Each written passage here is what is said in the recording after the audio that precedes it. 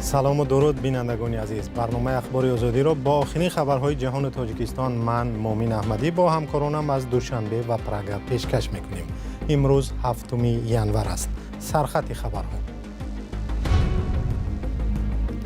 امریکا برای سفر شهروندان تاجیکستان به این کشور قاعده نو جاری کرد.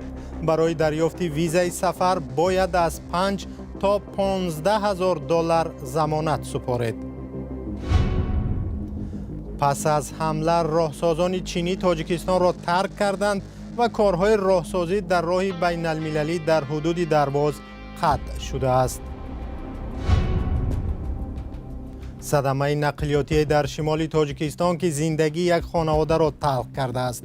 مادر با یگانه نان آور خانه محتاج و تنها مانده‌اند. این پوچه ابتلاس کنم با اسمان با کار زندگی. امام علی رحمان رئیس جمهوری تاجیکستان رهبران چندی از شهر و ناحیه‌های کشور را از مقام‌هایشان سبکدوش کرده به جای آنها افراد دیگری را تعیین کرده است. دفتر مطبوعات رئیس جمهوری روز 7 ژانویه با نشر یک بیانیه رسمی گفت با نتیجه گیری از فعالیت اقتصادی ملی کشور در سال 2025 معاونان رئیس ولایت ختلان، رئیسان شهر و ناحیه‌های کولاب، جیهون، میر سعید علی حمدانی، خاولینگ، اسفره، استراوشن، سپیتامین، باباجان غفوروف و رودکی از وظیفه آزاد گردیده به این وظیفه ها کادرهای دیگری جوان و ورزیده تعیین شدند. بسیاری از آنهایی که از منصب سبکدوش شدند به مقام‌های دیگر می رفتند. سرنوشت بختیار نظرزاده رئیس شهر کولاب که گزارشات درباره سوء استفاده او از مقام زیاد بود معلوم نیست. تحقیق رادیو آزادی در سال 2023 نشان داد که بختیار نظرزاده از منصب به فایده شرکت خود استفاده می کند، پولی انداز و برق را نمی سپارد، مؤسسه و خیابان‌ها را به نام نزدیکانش نامگذاری کرده است. مقامات رسمی تاجیکستان تصدیق کردند که بعد قتل 2 راهساز چینی هنگام راهسازی در یکی از شاهراهای مهم کشور کار در راه را باز داشتند.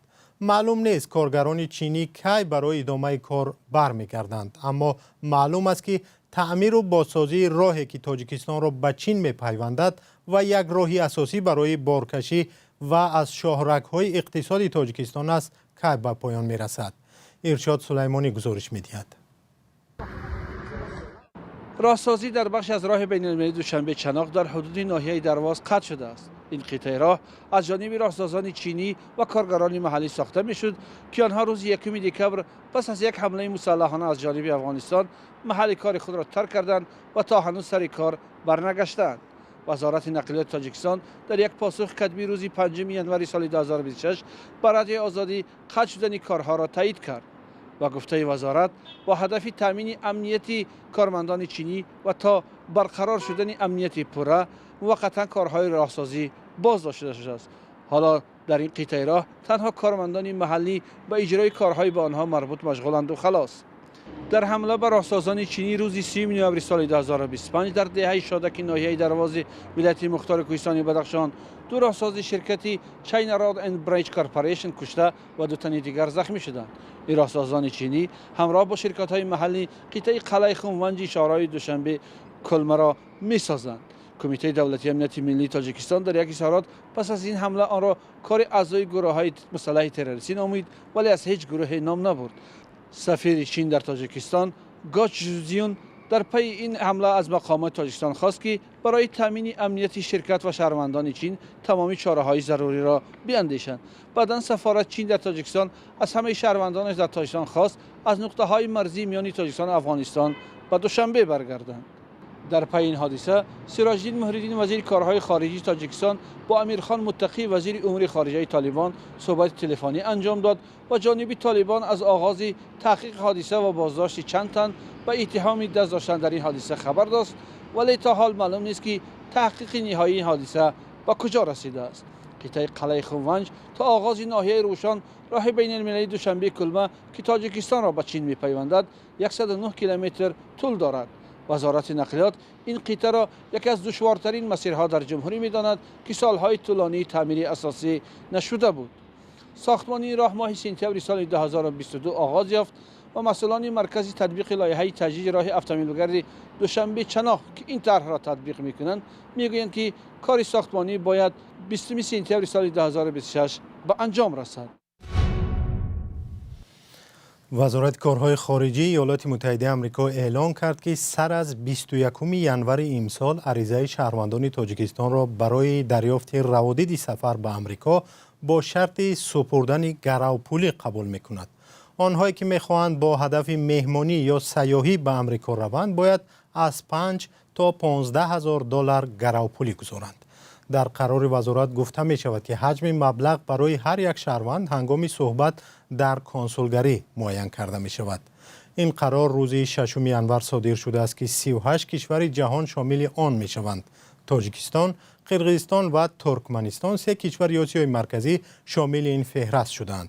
آنهایی که با چنین روادید وارد ایالات متحده آمریکا می شوند حق ندارند که بیشتر از مهلت مقرر شده روادید در خاک این کشور بمانند. اگر شهروندان به نقض قانون در مهلت معین شده به وطن خود برگردند و وزارت امنیت داخلی ایالات متحده آمریکا این را تصدیق کند، پولی برای ضمانت سپردهشان به آنها پس داده خواهد شد. مقامات ایالات متحده آمریکا با هدف جلوگیری از مهاجرت غیرقانونی به این کشور قانون و قرارها را سخت‌تر کردند.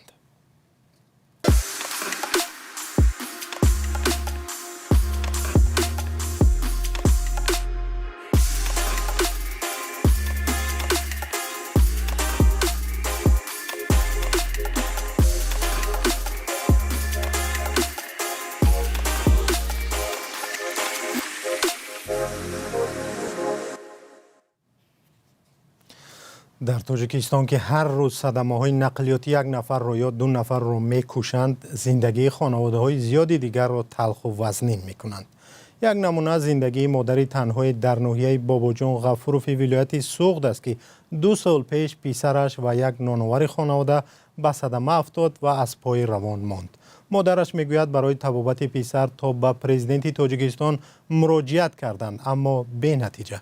فرزان محمدی با عیادت این خانواده نادار و محتاج به ناحیه باباجان غفوروف رفت. نازنین یونس علیزاده 70 ساله تقریباً 2 سال باز پسرش را پرستاری میکند.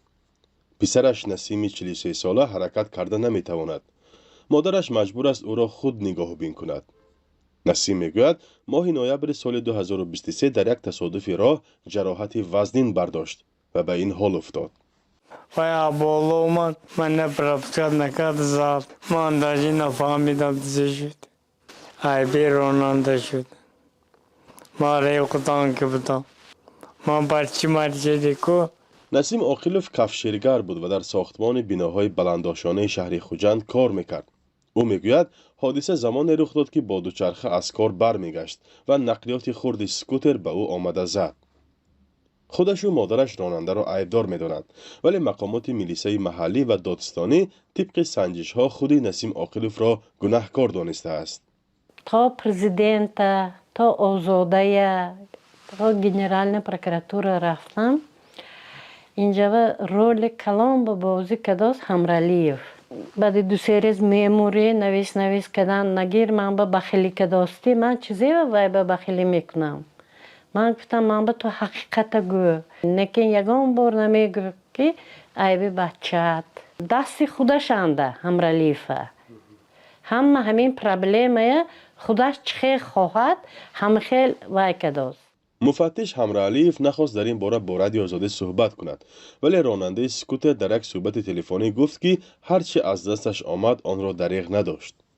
ما چند باری وای به یاردم کردیم و همه مایده آنچه یاردم کردیم اکنون ما منم کارگر سرکه کار میکردیم. این فلاکات شد اصلش عیبی وایده بعد کرمان خیلی بودازه اکور برندگی منم خیلی. مادر و پسر میگویند در بیش از 2 سال اطراف 80,000 سامانه برای طبابت صرف کردند و دیگر توان ادامه طبابت را ندارند. در یک ماه هر دوشان همگی 600 سامانه نفقه میگیرند. آنها طلب مجازات نفره را ندارند، تنها میخواهند که به آنها کمک شود تا از این وضعیت بیرون برآیند. من پرچه اپراسیون باز ما با منینه.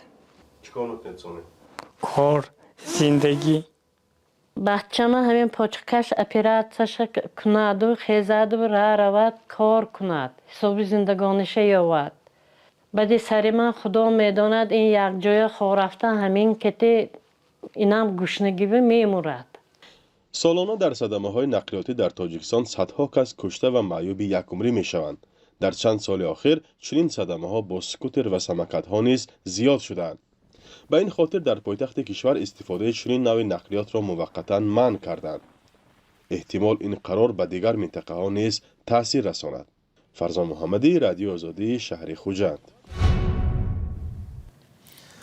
дар тоҷикистон солҳост ки мушкили партовҳои бадбӯй дар гидру атрофи хонаҳо як масъалаи доғ аст ва ҳам масъалаи коркарди онҳо ки суст ба роҳ монда шудааст. масъала то ҳадде ҳал талаб шудааст ки то ба мизи раисҷумҳур рафтааст ва эмомалӣ раҳмон хостааст ки барои рафъи ин мушкил ҳарчи зудтар чора биандешанд. алишер зарифӣ ва амир исоев гузориш медиҳанд. муҳаммад зокир каримов дар яке аз кӯчаҳои шаҳри душанбе роҳрӯб аст. ҳар рӯз партовҳои ҷамъшударо бо аробааш ба ин ҷо мекашонад. ӯ мегӯяд афзоиши партов, бепарвоии сокинон ва норасоии қутиҳо кори ӯро душвор кардааст. мусора дер мебаранд, чиқа ҷазир мешавад, барахҳо мебурӯяд. меоранд дар раҳ мерезанд. ба мор зур меохӣ. як мусорка боша майлу 18 та домай. дар маркази шаҳри душанбе қутиҳоро барои гузоштани партов дидан мумкин аст, вале дар маҳаллаҳои пойтахт на. як санҷиши кумитаи ҳифзи муҳити зист ҳам нишон додааст, ки партовҳо танҳо дар марказҳои шаҳру ноҳияҳо ҷамъоварӣ мешуданд. зиёда аз 9000 адад партовҳои бесоҳиб дар ҷумҳурии тоҷикистон соли гузашта муайян карда шуд ва аз ҳама зиёд дар шаҳри ноҳияҳое ки дурдаст дар кӯҳистон, дар ҷои номувофиқ, дар заминҳои кишоварзӣ, дар лаби дарёю каналҳо, ҷӯйборҳо партофта мешаванд ва муҳити зистро ифлос мекунанд. дар тоҷикистон ба нав ё хел ҷудо кардани партовҳо мавҷуд нест. баъзе аз сокинон бо поймоли меъёрҳои оддитарини экологӣ вориди партовгоҳҳо шуда аз он ҷо маводи пластикӣ ва коғазу оҳанпӯра ҷамъ меоранд, то ба корхонаҳои хурди коркарди партов бифурӯшанд. теъдоди чунин корхонаҳо 72 то будааст. дар шаҳри душанбе, дар шаҳрҳои калон, масалан шаҳри хуҷанд, шаҳри бохтар, шаҳри хорух бояд ки корхонаҳои калони коркарди партовҳо ташкил карда шавад. ҳоло дар муассисаҳои коммуналӣ техникаи партовкашон, бульдозерро барои хокпӯш кардани партовҳо бениҳоят кам мебошад. коршинос шӯҳрат латипов таъсиси корхонаҳоро муҳим мешуморад, вале мегӯяд то ҳол дар тоҷикистон сиёсати дурусти идоракунӣ ва танзими партовгоҳҳо вуҷуд надорад. мутаассифона ҳукуматҳои маҳаллӣ ба ин самт аҳамиятам намедиҳанд, гӯимам мешавад. як суботик мегузаронанд, тозагӣ тамом. лекин бо гузарондани рӯзи тозагӣ, ҳафтаи тозагӣ, ҳатто моҳи тозагӣ ин масъаларо ҳал карда намешавад. дар бисёр ноҳияҳо дар як ҳафта як маротиба мошини партов мебиёд. танзиму коркарди партовҳо аз мушкилиҳоест ки мақомоти тоҷикистон солҳо боз дар бораи роҳҳои ҳалли он суҳбат мекунанд. эмомалӣ раҳмон раисҷумҳури тоҷикистон моҳи сентябри соли 2025 дар мулоқот бо кормандони кумитаи ҳифзи муҳити зист дастур дод, ки стратегия ё барномаи идоракунии партовҳоро таҳия кунанд. даровардани масъалаҳои вобаста ба партовҳо аз ҷумла ҷамъоварӣ, нигоҳдорӣ, кашонидан, ба навъҳо ҷудо кардан ва коркарди партовҳои сахти маишӣ дар кишвар беҳбудии ҷиддиро талаб менамояд. дар кумитаи ҳифзи муҳити зист гуфтанд, барномаи идоракунии партовҳоро таҳия карда барои баррасӣ ба ҳукумат фиристоданд. ба иттилои намояндагони ин ниҳод, барнома аз ҷамъоварӣ то нигаҳдориву коркарди партов ва дарёфти сармояро фаро мегирад, вале ҷузъиёти бештар дода нашуд. дар тоҷикистон соле беш аз 2 миллион тонна партови сахти маишӣ ҷамъ мешавад ва ҳар сол метавонад афзоиш ёбад. фаъолони ҳифзи муҳити зист дар гузашта борҳо аз паёмадҳои баъди партовҳо ба атроф ва саломатии мардум ҳушдор доданд. ҳоло ҳамаи чашмҳо ба барномае духта шудааст, ки дар баррасии ҳукумат қарор дорад, вале маълум нест то куҷо метавонад ин мушкили чанд даҳсолаи охирро ҳал кунад. сипос ки моро ҳамроҳӣ кардед. худо нигаҳдор.